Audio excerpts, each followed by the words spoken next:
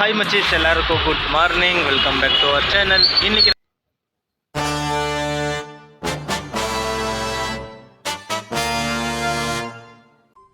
அடுத்த நிமிஷம் நிச்சயமில்லாத வாழ்க்கைங்க.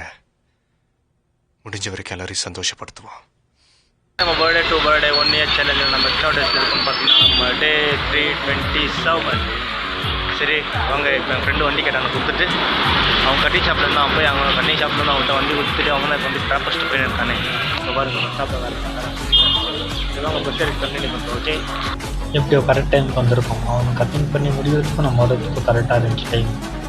அப்புறம் எல்லா பஸ் ஸ்டாப் நின்று இருக்காங்க.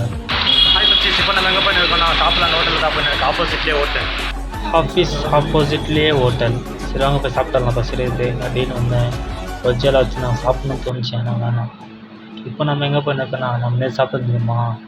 இன்னைக்கு போய்ட்டு 2 ருபீஸ் சாப்பிட்லாம். ஏன்னா நேற்று ஃபுல் ரைஸ் வாங்கிட்டேன்னு சாப்பிட முடியல. பாதி ரைஸ் சாப்பிட்டேன். இவனுக்காக கொடுத்தேனே சாப்பாடு சாப்பிட்றேன்னு வந்துட்டீங்க பாருங்க. அப்படின்னு யார்கிட்ட ஃபோன் பேசினது இருக்குது. சரி நீ ஃபோன் பேசிட்டு வாப்பா அப்படின்னு சொல்லிட்டு நான் சாப்பிட்லாம் சொல்லிட்டு கிளம்பிட்டேன். ஏன்னா பசி எடுக்குது. 3 மணி ஆகிட்டுருச்சு. அதனால தான் அது அவர் நம்மள பார்த்துருந்தாங்க. யார் சாமி வீடியோ பண்ணுறான்ட்டு. இவர் தான் பையா சாப்பாடு சேர்த்து. நான் என்னடா இது மரத்து மேலே கோணி பையெல்லாம் கட்டி வச்சுக்கிறாங்கன்னு பார்த்தா கவருங்கோ. அது கவர் மாதிரி தான் இருக்குது பார்க்குறதுக்கு. ஆனால் கவர் இல்லாது. அதெல்லாம் வவ்வால். நான் டக்குன்னு பார்த்துட்டு அப்படி அப்புறமா க்ளீனாக பார்த்தா தெரிஞ்சு வவ்வால் எல்லாம் தலைகீழ தொங்கின்னு இருக்குங்கோ.